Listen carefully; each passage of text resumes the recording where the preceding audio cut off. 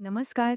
आजच्या या खास विश्लेषणात आपण एका अशा वास्तूविषयी बोलणार आहोत जिचं नाव ऐकताच डोळ्यांसमोर उभा राहतो तो म्हणजे शनिवारवाडा.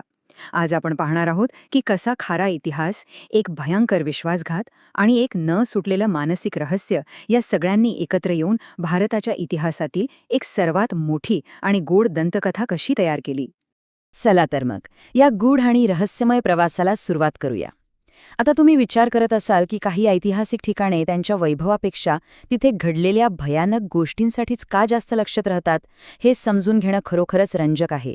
कारण या वाड्याच्या शांत भिंतींमध्ये केवळ सत्तेची गुपितेच नाहीत, तर अंगावर काटा आणणाऱ्या अनेक कहाण्या दडलेल्या आहेत. विभाग 1. मराठा सत्तेचे हृदय. आता तो अंधार आणि ते रहस्य समजून घेण्यापूर्वी पुण्यात शिखरावर असलेल्या मराठा साम्राज्याची भव्यता आपण समजून घेतली पाहिजे. हे बघा, 1732 मध्ये बाजीराव पेशवे प्रथम यांनी बांधलेला हा महाकाय वाडा अगदी वेगाने पेशव्यांच्या सत्तेचा मुख्य केंद्रबिंदू बनला. पुढे 1773च्या सुमारास सत्तेची सूत्रे कशी बदलत गेली आणि एका 16 वर्षांच्या कोवळ्या मुलाकडे ती कशी आली, हे यावरून आपल्याला स्पष्ट दिसतं. ह्या वाड्याचं भव्य सौंदर्य आणि लष्करी सामर्थ्य खरोखरच थक्क करणारं होतं. विचार करा, भव्य दरवाजे, अतिशय सुंदर कारागिरी असलेली राजेशाही दालने आणि हजारो सैनिकांचा कडक पहारा. हे सगळं म्हणजे एका प्रचंड सामर्थ्याचं आणि वैभवाचं प्रतीक होतं. पण हेच देदीप्यमान वैभव लवकरच घडणाऱ्या एका भयंकर अंधाऱ्या विश्वासघाताची पार्श्वभूमी तयार करत होतं, हे कोणालाच माहिती नव्हतं. विभाग 2. नारायणराव हत्या रहस्य. तर झालं असं की वाड्याची ती शान आणि ते सामर्थ्य 30 ऑगस्ट 1773च्या रात्री अचानक एका झटक्यात संपुष्टात आलं. आणि इथूनच या वाड्याची संपूर्ण कथाच बदलून गेली. त्या काळात राजकीय वातावरण अत्यंत अस्थिर झालं होतं. गादीवर होते फक्त 16 वर्षांचे नारायणराव पेशवे आणि दुसरीकडे त्यांचे काका राघोबा दादा यांच्या मनात सत्तेची अत्यंत धोकादायक लालसा दडलेली असल्याच्या चर्चा जोरात सुरू होत्या. थोडक्यात सांगायचं तर हा राजकीय तणाव एका मोठ्या स्फोटाच्या उंबरठ्यावर होता. आणि ती रात्र उजाडली, विश्वासघाताची रात्र. वाड्याच्या भक्कम भिंतींच्या आतच कट रचले गेले. लोककथांनुसार रात्रीच्या अंधारात गार्द्यांच्या सैनिकांनी शनिवार वाड्यावर अचानक हल्ला चढवला. स्वतःचा जीव वाचवण्यासाठी तो तरुण राज्यकर्ता वाड्याच्या दालनांमधनं जीवाच्या आकांताने धावत सुटला. सत्तेचा खेळ किती भयानक आणि क्रूर असू शकतो हे यातून आपल्याला दिसतं. आणि त्याच भयावह क्षणी मृत्यू समोर दिसत असताना नारायणरावांनी मदतीसाठी एक आर्त हाक दिली, "काका, मला वाचवा." हे वाक्य आजही महाराष्ट्राच्या इतिहासातील सर्वात भयावह आणि अंगावर काटा आणणाऱ्या शब्दांपैकी एक मानलं जातं. या एकाच वाक्यानंतर वाड्याचा संपूर्ण इतिहासच हादरून गेला.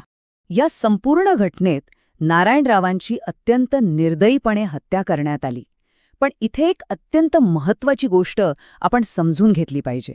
इतिहासकारांमध्ये याबद्दल आजही मोठे मतभेद आहेत. हा सत्तेसाठी रचलेला एक पूर्वनियोजित थंड डोक्याचा कट होता की राजकीय गैरसमजातून झालेली एक अत्यंत दुःखद घटना? हे मतभेद या घटनेचं गांभीर्य आणि रहस्य आणखीच वाढवतात. विभाग 3. अंधारातील प्रतिध्वनी. आता सर्वात कुतूहलाची गोष्ट म्हणजे या एकाच हिंसक रात्रीने शनिवार वाड्याचं वातावरण कायमचं कसं बदलून टाकलं आणि एका नव्या भीतीला कसा जन्म दिला. इथे आपण तुलना करूया.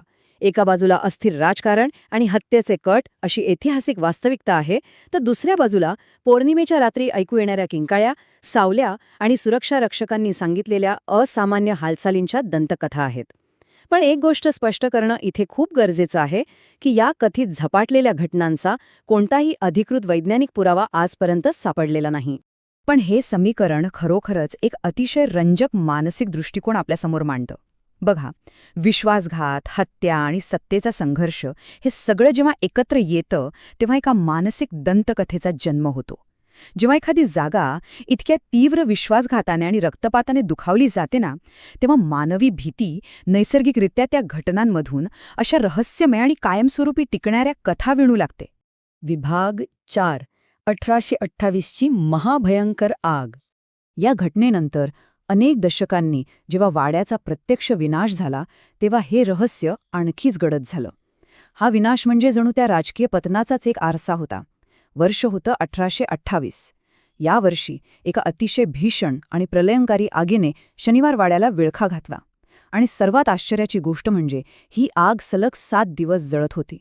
या आगीने राजवाड्याचा एक प्रचंड मोठा भाग कायमचा नष्ट केला. या विनाशकारी ज्वालांमध्ये खूप काही भस्मसात झालं. सुंदर राजेशाही दालने उद्ध्वस्त झाली, अत्यंत महत्त्वाचे ऐतिहासिक दस्तऐवज जळून खाक झाले आणि भूतकाळातील भौतिक पुरावे कायमचे पुसले गेले. ही आग म्हणजे सत्तेच्या विनाशाचे एक मोठं प्रतीक होती. या आगीने फक्त वास्तू जाळली नाही, तर अशी अनेक रहस्यही जाळली, ज्यामुळे उरलेल्या अवशेषांमध्ये इतिहास हळूहळू दंतकथेत बदलत गेला. विभाग 5. इतिहास, भीती आणि आठवणी. आज हे अवशेष आपल्याला एका तात्विक गोष्टीची आठवण करून देतात की मानवी सामूहिक स्मृती अशा ऐतिहासिक आघातांना कशी सामावून घेते. आजचा आधुनिक शनिवारवाडा हे पुण्यातील एक अतिशय प्रसिद्ध पर्यटन स्थळ बनलं आहे. भव्य वास्तुकला पाहण्यासाठी आणि इतिहासाचा अनुभव घेण्यासाठी दररोज हजारो लोक तिथे भेट देतात. पण त्यासोबतच अनेक जण त्या गूढ लोककथा आणि त्या किंकाळ्यामागील सत्य शोधण्याचा उद्देशानेही तिथे आकर्षित होतात. हे नक्की. या वाड्याची ही कथा आपल्याला एक खूप मोठी गोष्ट शिकवून जाते. ती म्हणजे इतिहास कधीच पूर्णपणे मरत नाही.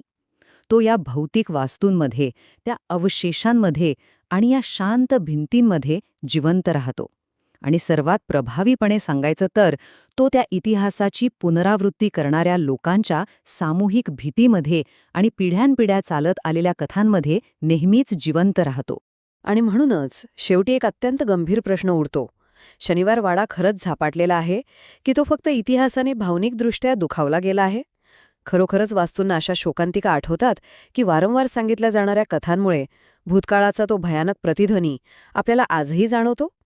कदाचित शनिवारवाडा झपाटलेला नसेलही, पण काही इतिहास इतके वेदनादायक असतात की त्यांचे प्रतिध्वनी शतकानुशतके अशाच भिंतींमध्ये ऐकू येत राहतात. आजच्या या विश्लेषणातून मिळालेला हा दृष्टिकोन तुम्हाला या वास्तूकडे एका वेगळ्याच नजरेने पाहण्यास नक्कीच प्रवृत्त करेल.